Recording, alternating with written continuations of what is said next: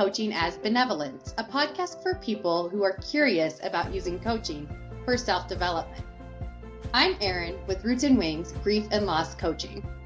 And I'm L Shawn with Michelle Sage Place Positive Intelligence Coaching.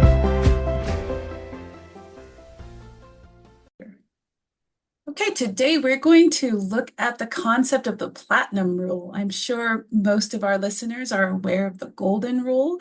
And when I talk about the golden rule, I'm talking about that biblical verse, do unto others as you will have others do unto you. The platinum rule is a twist on that. It was coined by Tony Alexandra. He is a speaker, writer, coach, mostly in business.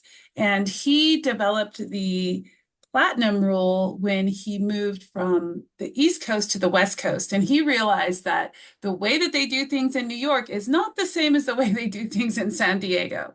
So he developed the platinum rule. And the idea of the platinum rule is you treat others the way they want to be treated. It introduces the idea that we're not all the same, that the way that you might communicate or the way that you might want to be treated will not be the same as the way some other person might want to be treated or the way that they communicate. The thing I love about the platinum rule is I think it is more accurate when it comes to interacting with other people. It has come up a lot in my mind when I have interacted with other people, and then also just conversations that I've had with family members and also friends and acquaintances. The platinum rule comes up a lot. And I find that when I switch into the platinum rule and I think about how does this person want to be treated? How does this person see this situation? How can I frame things so that this person feels more engaged or feels more interested or in a way that speaks their language? That's what we're going to be discussing today. We're going to look at the golden rule and the platinum rule, and in what situations they work. And you will just see where the conversation takes us, the normal way that Eryn and I do it with our conversations. So Eryn, when you hear of the platinum rule, what comes to your mind? A bit of a paradox. I think the platinum rule is a very effective and important rule for us to connect as humans and to keep the best interest of others at the forefront. I think it can get a little bit gray or a little bit of a slippery slope when it turns to manipulation, right? Or a way to manipulate someone into doing something or thinking a certain way.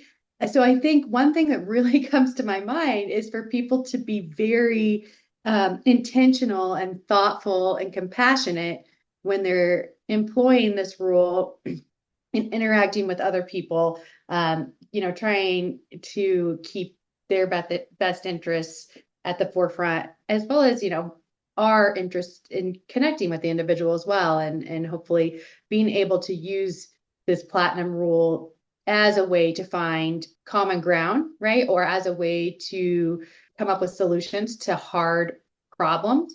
So I think it serves its purpose in those ways too, not just on that human to human connection, but it can serve a larger purpose as well for helping to find consensus in difficult situations, whether that's in the workplace or within families or friendships or wherever it may be.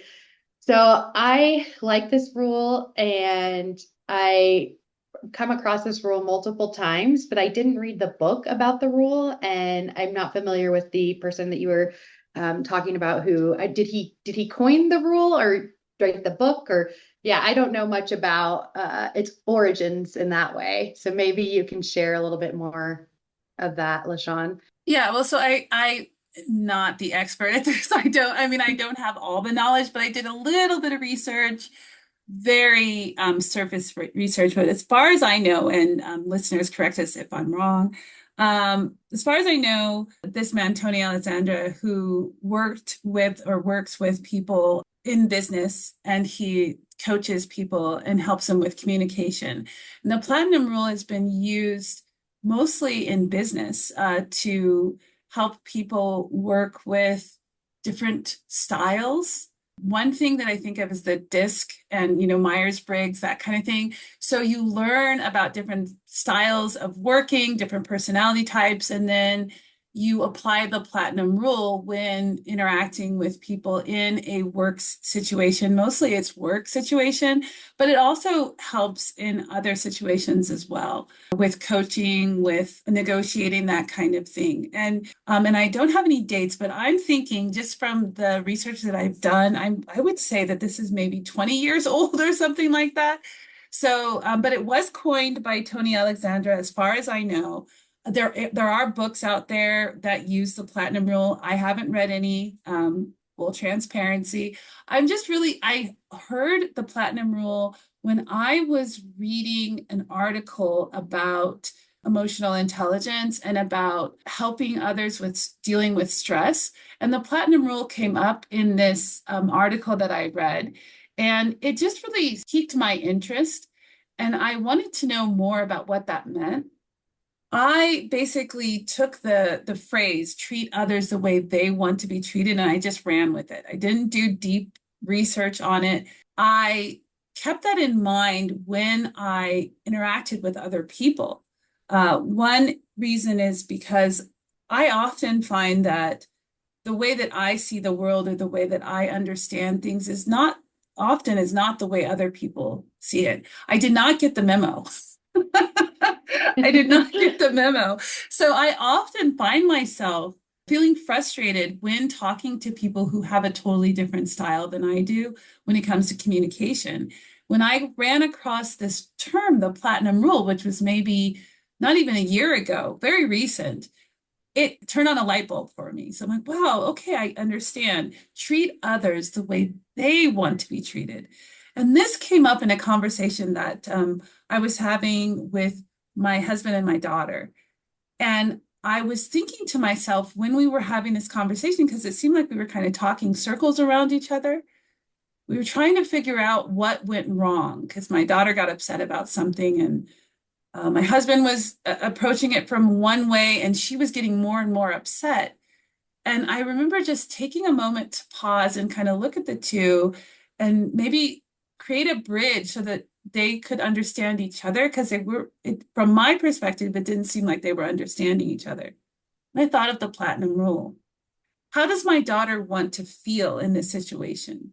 And my husband wanted her to feel a certain way, and he felt like what he did should have evoked that feeling, but it wasn't.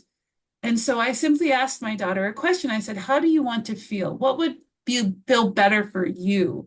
I know we didn't get it right this time, but how would you like to feel? And when she was able to, and my daughter is really good at articulating her emotions, not everyone is. So it may not work in all situations, but when I asked her that question, we were able to make some progress. And she was able to feel a little bit better about what had happened in the conversation.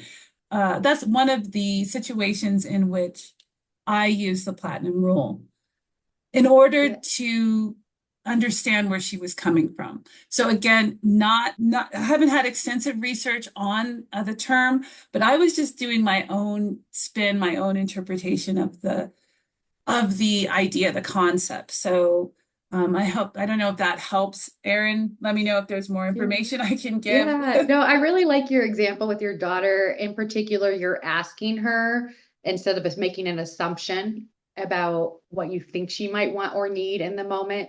So I think there's an art to this when you actually put it into practice because you can't in the workplace or with family all the time go around asking a lot of questions like we do in coaching, which is what I love about coaching, but doesn't always translate to everyday life. But we also don't want to be making assumptions in the workplace or in other situations. So I like your example here of just asking one question, and it might open up the conversation for your daughter to feel a lot more comfortable. So I'm wondering if people are out there wondering, okay, I like this rule of treating others how they want to be treated. I feel like I know my coworkers pretty well in the workplace. But I don't want to make an assumption here. So maybe I'll ask a curious question to really see what their needs are and see how that goes. And you can't gather it all in one question, but just this kind of art of having, maybe a question you can ask and then how you observe and how you take in the feedback. And that's why communication in general is so challenging, right? Because there's what is said and what is unsaid, and then what we show up with our own assumptions and beliefs and values, which are different from others' assumptions, beliefs, and values. And so I don't have the perfect formula for deploying this in the workplace and making this uh, work every time, but I do like kind of bringing it back to maybe one question, like your example had, and then going from there. Have you seen this maybe, or have any other ideas about how you can really show this rule in your own life and live by this rule?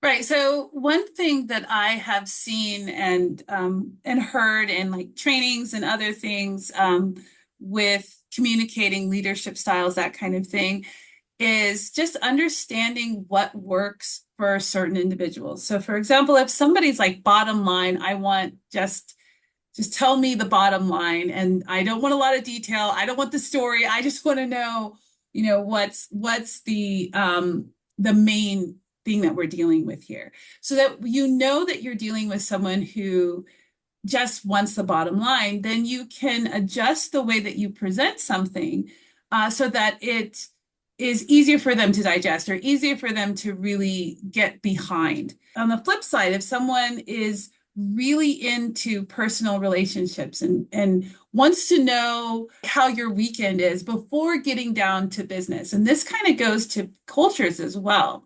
I've seen this in cross-cultural communication courses and that kind of thing, where certain cultures, when they talk about business, they want to know a little bit about you personally before they get to the bottom line and they start talking about the logistics. It's important to know, like, when you go into a situation, and if you think about travel, for example, when you travel, you're going to I'm sure our listeners and you, Eryn, have heard the term when in Rome, do as the Romans do.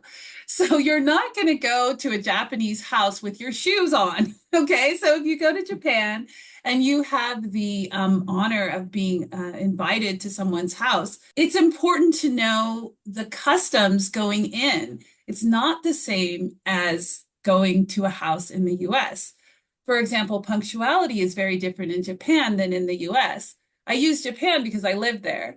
But then there's a regional things too, right? Someone in the East Coast, someone from the West Coast might communicate differently. And there are all kinds of really funny shorts on YouTube and in TikTok and other social media where people are making fun of the way people in the Midwest behave as opposed to the way in the South behave. So there are different ways that people interact that work for them and maybe even take for granted. So that when you're going into a situation with different expectations, and that really goes back to assumptions that you mentioned, Eryn. So those are some examples that I can think of just off the top of my head.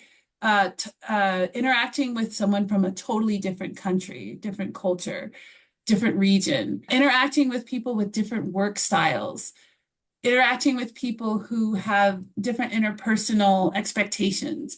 If I get to know you, I need to know everything about you. I need to know chapter and verse about you, or I'm going to keep it really private. So there are different ways that people interact, changing the way that you normally interact just so that you can find a middle ground, as you said, a common ground, as you said before, Eryn, I think is one way to apply the platinum rule. Eryn, any ideas coming up for you? I think it also applies to care situations, and I guess that comes up in grief in my field, but also just recently in my family. And I think sometimes it is helpful to use that question. And I'm like, what else can we do besides ask the question or do the research or really understand the individual, but ask the question of how care works best for them. Like, do you want people to call you or not? Or those types of things. And is it helpful for them to check in on you, every day, every few hours, whatever it may be? So I think really tapping into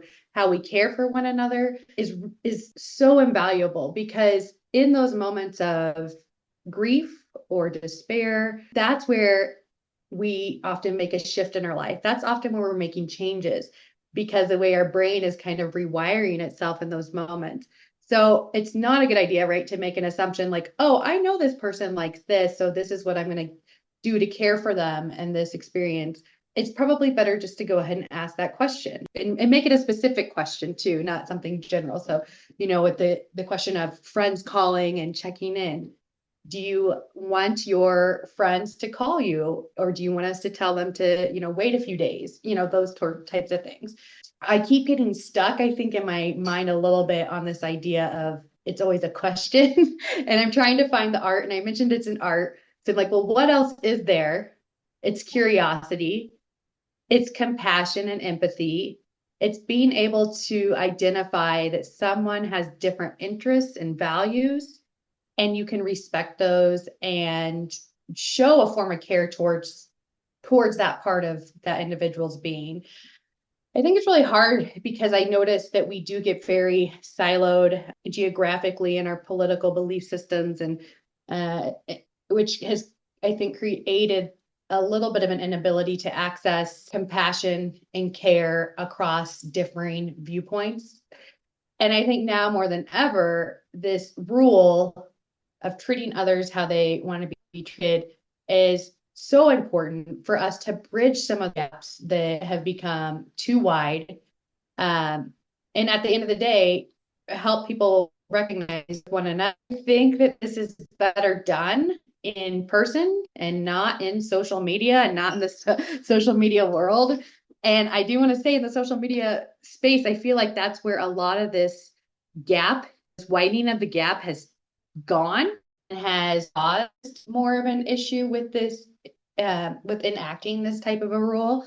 So I guess another kind of art to this might be to connect with some of those friends and family members who are, a lot different than you, and try to engage from this rule, of treating others how they may want to be treated. LaShawn, what about you? I kind of went different paths a little bit there, but yeah, I would love your feedback. No, I agree with you on the questions. I think that's, and what you said about the grief brain and how the brain is rewiring, I think that's really important to understand that it's easy, especially if we know someone for a long time, if we know them for 10 years, 20 years, 30 years, we take for granted that they're growing and changing just like we are. And I think it's really easy to, oh, I've known you forever, so I know that you will like this, but their needs, their desires might have changed. And checking in once in a while is a great way to stay current on what people are doing, especially if there's distance. So, for example, if you have a sibling, adult siblings, they have their own lives, they change and grow, and then you meet for like a family function and you find out that, oh, I know that she's always liked such and such a dish, let's say, and you make it for them, and they're like, oh, I'm not eating dairy anymore. And you're like, what? That's not like you. You love cheese, blah, blah, blah. And then you try to put them back into that hole because it makes you feel comfortable.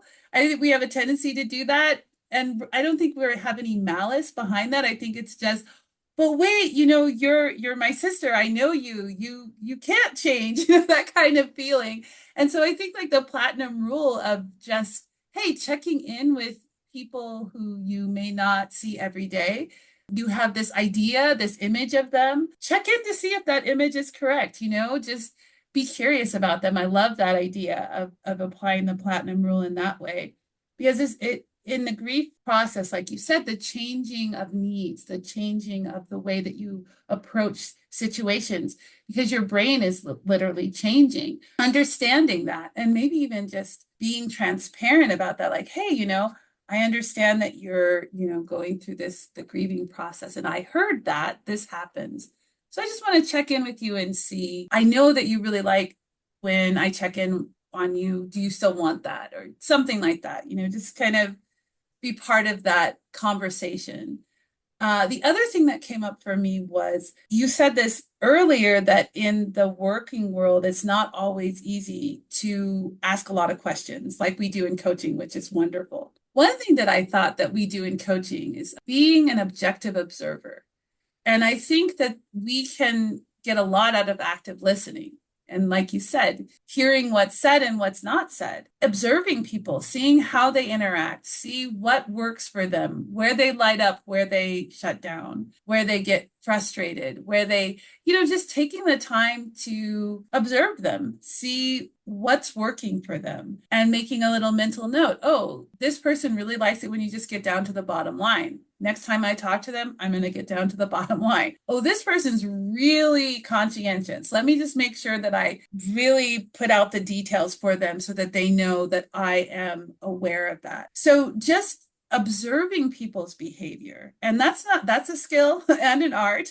So it is really just something that we need to practice. And again, we want to check in and not make assumptions, because things that are observed may not necessarily be the whole story. So you might observe someone who's just like wanting to hear the bottom line, but that could just be that day they're really in a hurry, and then normally they really do like to take the time to look at the details and focus, but they're adjusting. That's another thing that kind of comes to mind as well, is that we're not all or nothing, right? We're not all about the bottom line. We might be about the bottom line predominantly, but in other situations, we might want to weigh the pros and cons and be reflective. I think it's important to just be present. I think that's really important. And I think that's where we can apply the platinum rule in terms of not interpreting what people do and say, but checking in with them. So for example, if someone says something, we could say, oh, what do you mean by that? Because we might react in a certain way to what someone says. And then we start making these interpretations of what. The other day, my daughter said something along the lines of, oh, I can't remember what it was, but I just remember getting triggered by it and thinking, oh, why would she say that? Just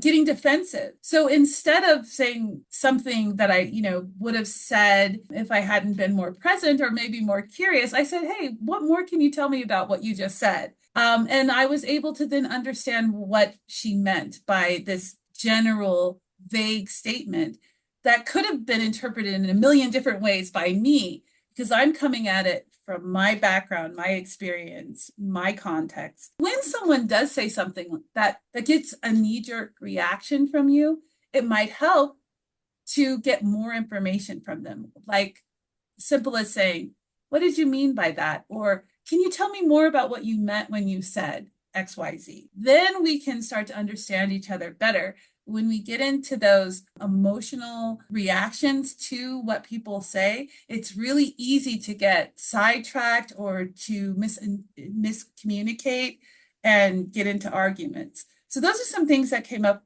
for me when you were talking, Eryn. I'm wondering if we were to shift our conversation to comparing the golden rule, which is, treat others the way you would like to be treated, and the platinum rule. So what are some situations where the golden rule would work, but the platinum rule maybe not so much? What do you think, Eryn? That's a good question. And I think before I'm able to really answer that, I want to go back to what you were talking about, these skills of being used in the platinum rule and the skills that we need to use. And I think this then may answer your question a little bit, is just like to be able to deploy the skills that you spoke to and that I spoke to earlier, and that's been part of our conversation so far. There's a level of mindfulness and a level of self-awareness and a level of service, right? A level of being of service to others, a level of, being mindful of our internal emotional responses and then how we share forward.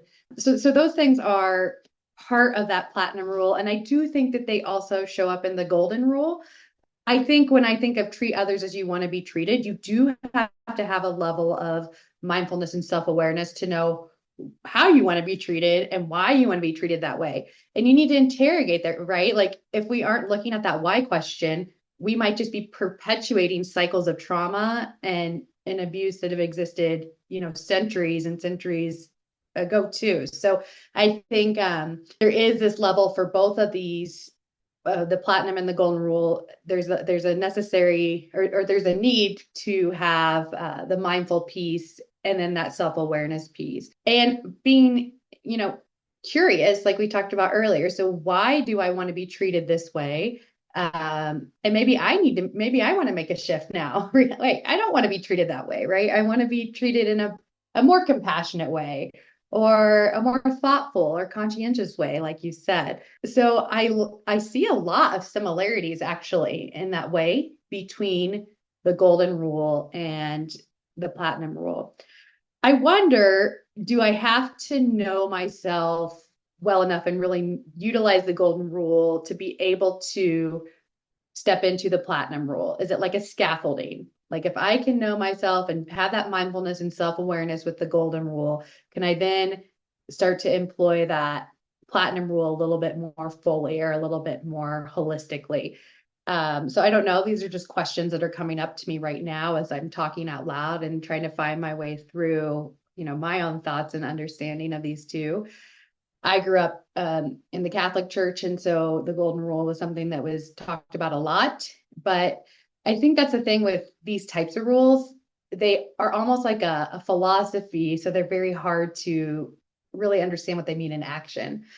And so as a kid, I just thought that meant be nice. Well, what does that mean, right? Or be kind. Well, what does that mean? Those types of things. And people do want to be treated differently, right? Depending on their own cultures and where they're at in their own development and those sorts of things. Which then gives me one more question about this is, do we really want to be treating people how we want to be treated or how they want to be treated? Or is there something that's beyond platinum? Is it treat others how what? I think there's something there. I think it goes beyond these two rules into a more compassionate and curious realm. And I'm not quite sure what that label is. So I know speaking of curiosity, LaShawn, you brought up the comparison of these two, the golden and the platinum. What else would you add here on that comparison? I love your questions. They're so profound and they bring up more questions for me. You absolutely have to have a self-awareness when applying the golden rule and perpetuating behaviors, thoughts that don't serve us. That's so important to keep in mind as well when applying the golden rule. Often we might feel like this way that we do it is comfortable and familiar, therefore good. Not necessarily. This brings me to the idea of romantic love, where I see relationship coaches, relationship therapists talking about how people who are used to being maltreated or mistreated in their childhood, neglected, emotionally neglected, treated with tough love, where the parent is very strict and is more authoritarian than nurturing and authoritative. They will seek out partners that mirror that same way that they were raised as children, that gave them a sense that neglect and harsh treatment is love. So when they get into a relationship with someone who is nurturing and loving and respects their boundaries, they don't know what to do. They're like, what?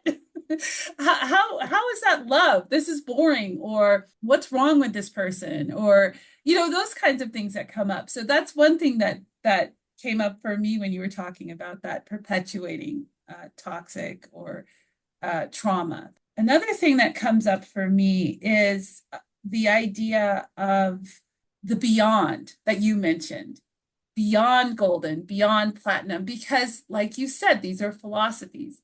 And there's an underlying belief with these. The golden rule, the underlying belief for me is we're all the same, essentially. What's good for me should be good for them because we're all the same. We're all children of God if we go to the Bible, because that's where treat others as you want to be treated, or do unto others as you will have done unto you. So it's very biblical. Even the language is biblical, right? So there is this underlying belief that we're all the same, we're cut from the same cloth.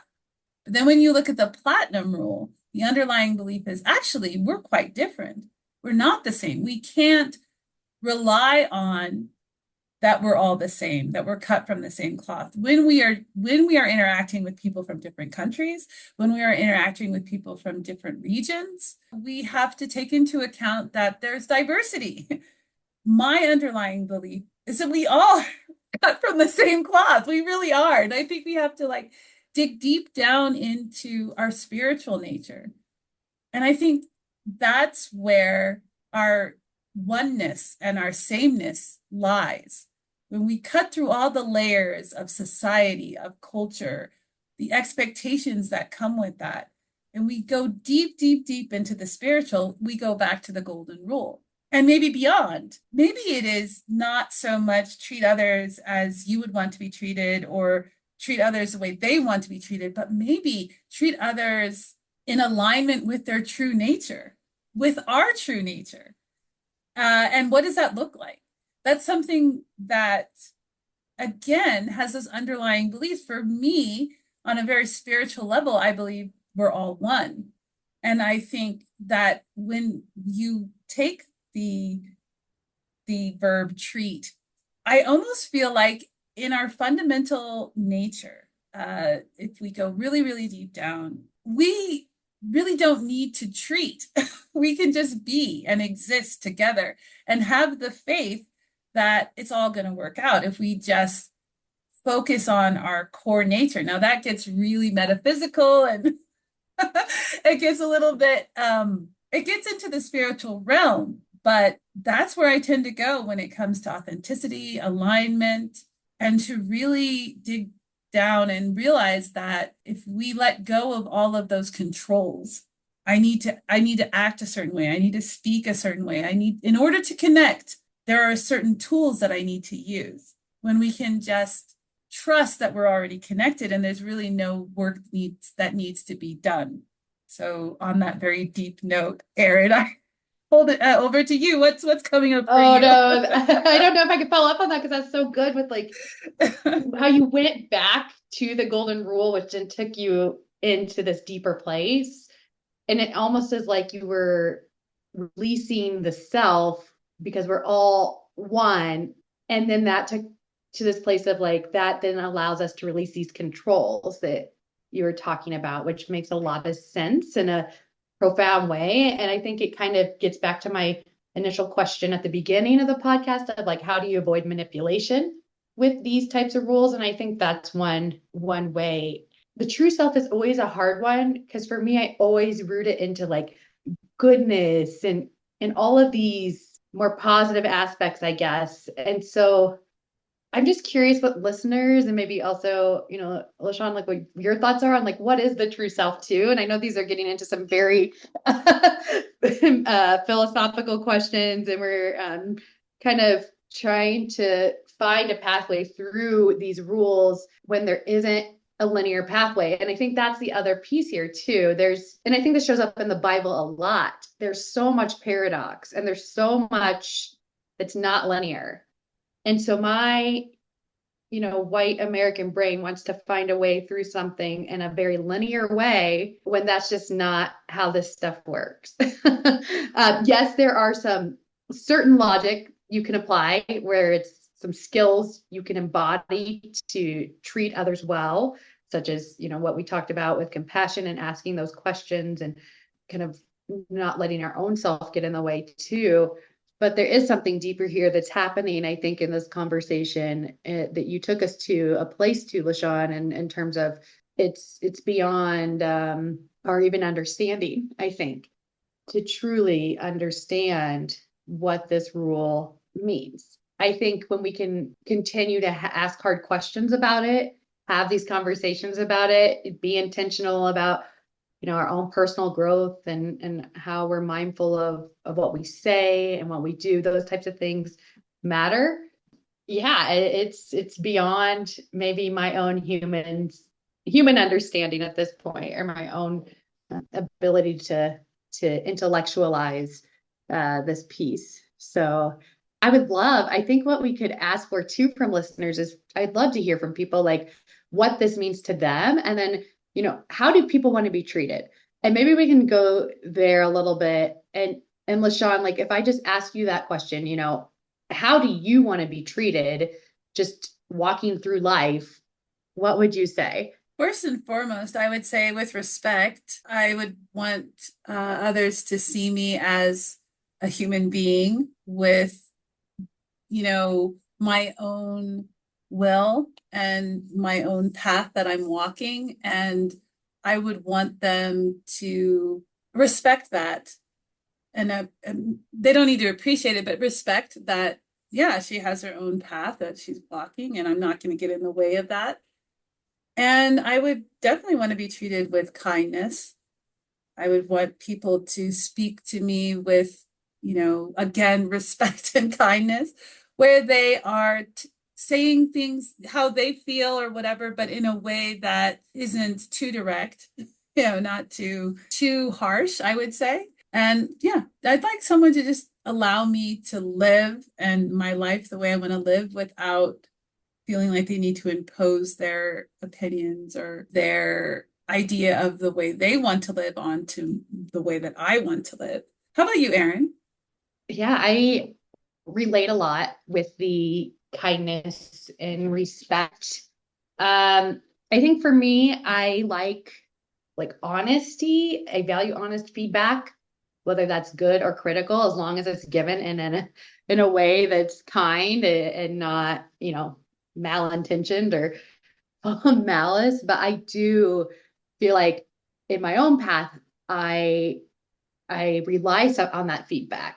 And I like both. I like it all. I like positive, negative, meh, So that's how I want to be treated with that level of honesty, I think. I kind of like how you spoke to this. Like I'm walking my path and I respect that you're walking yours. So I guess, how do I phrase this? I don't want to be judged, I guess, all the time. Maybe that's it, judgment. So how do I want to be treated then? I want to be treated with curiosity and non-judgment. So some of the coaching things that we've talked about. I also want to be treated with kind of like the zest for life or compassion kind of falls in that, kind of like this love of art or beauty, or I don't know, this is more of like a value maybe, but just being able to live in a space and be respected to live in a space that values those things alongside maybe some of the more tangible things, right? That we can actually hold, that type of thing. So I haven't thought about this question a lot. So I think I want to dig deeper and ask myself this more, because that's the other issue here too. Do people know how they want to be treated? I think it takes a lot of reflection too. It's not only the self-awareness, but it's also knowing like how you want to be treated and don't want to be treated. So yeah, there's a lot of reflection here. I think people could do in a coaching context or with their therapist or something, where they just start asking these questions and grappling with them a little bit more. That is so true. How often do we take the time to really reflect on how we want to be treated and how we want others to interact with us? Uh, what we expect from others in their treatment of us. So that's very a good question, and one that I would like to explore myself that I haven't really explored. I often think about how I want to treat others, how I want to show up, what contribution I want to make. Rarely do I think about what I want to experience when interacting with others and how I want to be treated. It's very valuable exercise, I think, would be to reflect on that and just take some time to think about that. Which brings us to our coaching nugget of wisdom. And I'll share first, and then you can share. Okay. My coaching nugget of wisdom for today is I want to take it to the beyond, actually. I know that with the golden rule and the platinum rule, we're looking at philosophies. And I want to know uh, what is your philosophy, listeners out there? What is your philosophy? So, my coaching nugget of wisdom is question: what is your philosophy in life of how to navigate social situations or life in general? I like that. And I'll reflect on that this week too. And then as you were talking before that too, at the end, on like being open to receiving how you want to be treated, I think that can be powerful too. Not expecting that we have to be treated poorly and not going into situations expecting that we have to be disrespected. Rather, we can receive the good energy and the goodness that people are sharing forward in the way that they're treating us. So being open to that would be my suggestion for the week.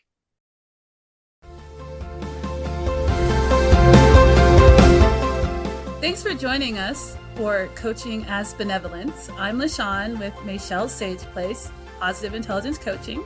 And I'm Eryn with Roots and Wings, Grief and Loss Coaching. Have a benevolent day.